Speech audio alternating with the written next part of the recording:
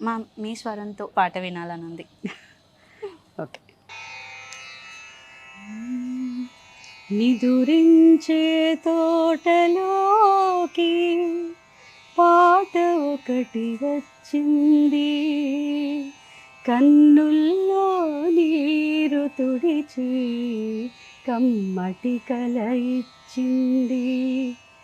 నిదురించే తోటలోకి పాట ఒకటి వచ్చింది, కన్నుల్లో నీరు తుడిచి కమ్మటి కల ఇచ్చింది.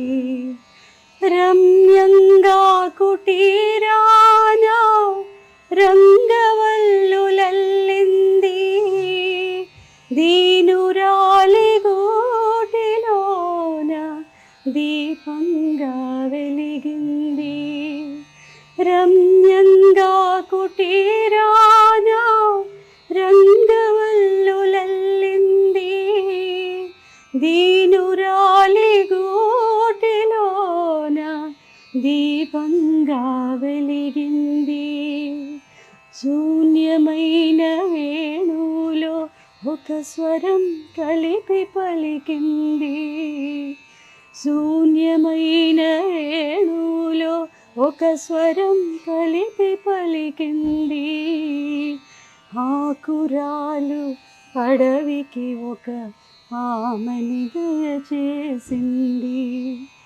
నిదురించే తోటలోకి పాట ఒకటి వచ్చింది, కన్నుల్లో నీరు తుడిచి కమ్మటి కల ఇచ్చింది.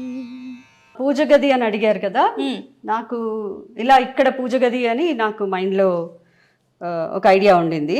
అండ్ ఆ పూజకి కూడా ఇలాంటి మందిరం ఓకే మైండ్లో ఒక కాన్సెప్ట్ పడింది అనమాట, అలాగే కొనుక్కోవాలి అని. Okay okay. సో ఇది యాక్చువల్గా పాతకాలం నాటి డ్రెస్సింగ్ మిర్రర్. ఇది మీదే మీదే నాది కాదు, నేను కొన్నాను, ఈ యాంటిక్ షాప్స్ లో కొన్నాను అనమాట. సో అది యాక్చువల్గా ఇక్కడ మిర్రర్స్ ఉన్నాయి. ఓకే, కానీ పాతకాలం డ్రెస్సింగ్ టేబుల్ పైకి వస్తుంది, వాల్ కు ఉండేది కదా, అలాంటిది అదే అనమాట ఇది. ఓకే. సో ఆ మిర్రర్స్ లో మనం మామూలుగా నేను దేవుణ్ణి పెట్టడానికి అనుకున్నాను కాబట్టి మనం అటు నుంచి నడుచుకుంటూ వస్తే మన పాదాలు కాళ్ళు ఆ మిర్రర్ లో కనబడతాయి. సో అందుకు నేను అక్కడ మ్యాట్స్ కట్టాను. కట్టి ఈ యాక్చువల్గా ఈ విగ్రహాలన్నీ మా పుట్టింటి వారివి, అత్తగారింటి వారివి, కొన్ని నేను కొనుక్కున్నవి ఉన్నాయి. సో అది ఇది కూడా పూజ గది కూడా చాలా మంది పూజ గది అంటే దేవుళ్ళతో వాటి అన్నిటితో నింపేస్తారు. బట్ మీరు మీ అత్తగారి నేను ఇంతే, ఇంకా నేను అందుకే అంటే చాలా మంది ఎవరైనా ఇంటికి ఏదైనా ఫంక్షన్స్ కి దానికి వస్తే కూడా గిఫ్ట్స్ తేవద్దని రిక్వెస్ట్ చేస్తాను. Okay okay. బికాజ్ చెప్పాను కదా, నాకు ఎక్కువ సామాన్లు చేర్చుకోవడం ఇష్టం ఉండదు. అండ్ అందులో మళ్ళీ నాకు నేను పెట్టుకోగలిగేలా ఉండాలి అది. అవును.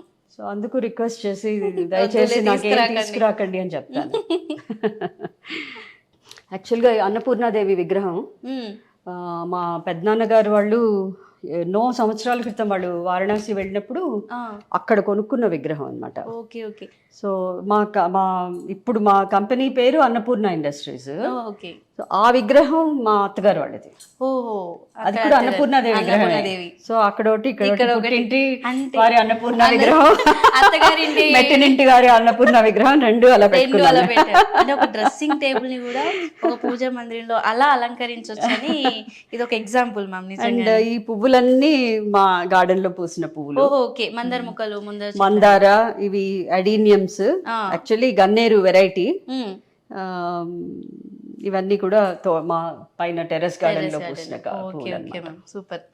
సో మీ ఇంట్లోకి రాగానే నాకు ఫస్ట్ చాలా బాగా అనిపించింది ఏంటంటే ట్రీస్, మొక్కలు అంటే నేచర్ ఎవరైనా నాకు అర్థమైంది ma'am first of all. So వీటి గురించి నాకు ఇంకా డెప్త్ గా తెలుసుకోవాలని ఉంది మ్యామ్. ఫస్ట్ ఆఫ్ ఆల్ చెప్తాను. సెమీ షేడ్ లో వచ్చే మొక్కలు ఎక్కువగా వేసుకున్నాను, ఎందుకంటే ఎక్కువ ఎండ రాదు. ఓకే.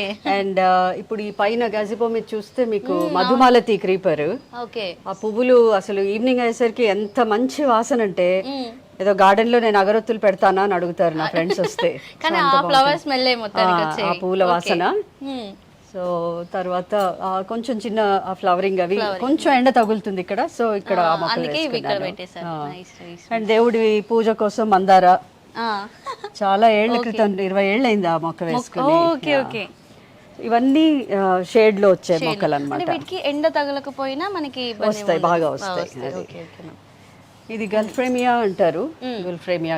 అది గ్రీన్ కవర్ ఎప్పుడు ఉంటుంది ఓకే. త్రూఅవుట్ ద ఇయర్, పచ్చగా ఉంటాయి ఆకులు. Okay okay. కొంచెం వర్షాకాలం వచ్చాక పసుపు రంగు పూలు గుత్తులు గుత్తులుగా పూస్తాయి. Okay okay. సో ఇప్పుడు ఎండలు ఇప్పుడే తగ్గాయి కదా, అందుకే మీకు ఆ ఎండ వల్ల కొంచెం ఆకులు రాలి రాగా ఎండు కొమ్మలు కనబడుతున్నాయి, బట్ ఆ పువ్వులు ఎల్లో ఫ్లవర్స్ వస్తాయి. Okay okay.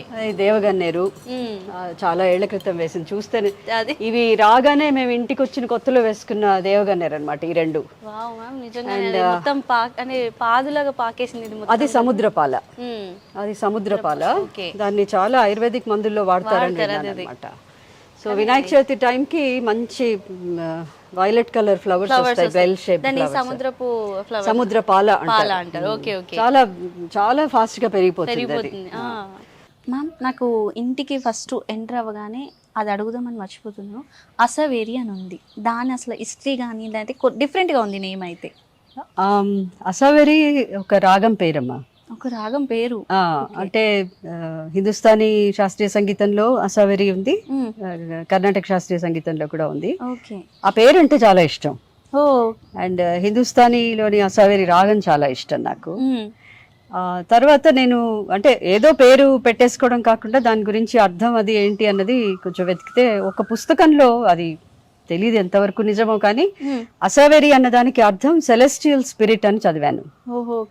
సో అది చాలా నచ్చింది, ఆ సెలెస్టియల్ స్పిరిట్ అన్నది. ఆ తర్వాత ఇంకొక విషయం ఏం తెలిసిందంటే, అసావెరి రాగం శివుడికి పంచముఖాలు అని మనకి సనాతన ధర్మంలో చెప్తారు కదా, అందులో సద్యోజాత ముఖం ఉన్న శివుడికి అసావెరి రాగం చాలా ఇష్టం. ఆయన పశ్చిమ దిక్కు ఫేస్ చేస్తూ ఉంటాడు అని ఒక తెలిసిన వాళ్ళు పెద్దవాళ్ళు ఎవరో చెప్పారు.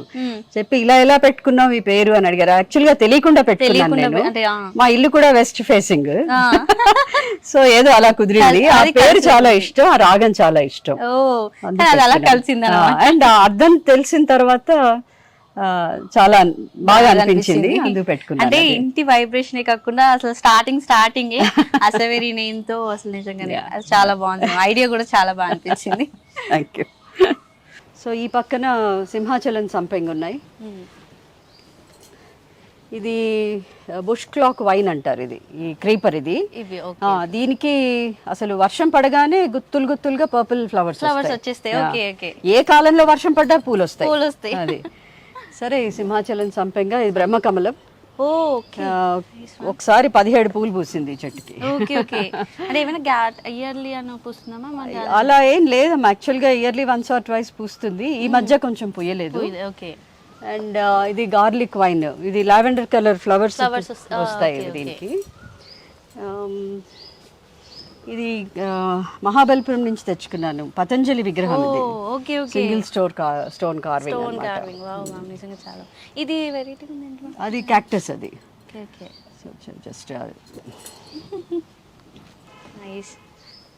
అది బెంగళూరు సంపెంగ, వైట్ సంపెంగ.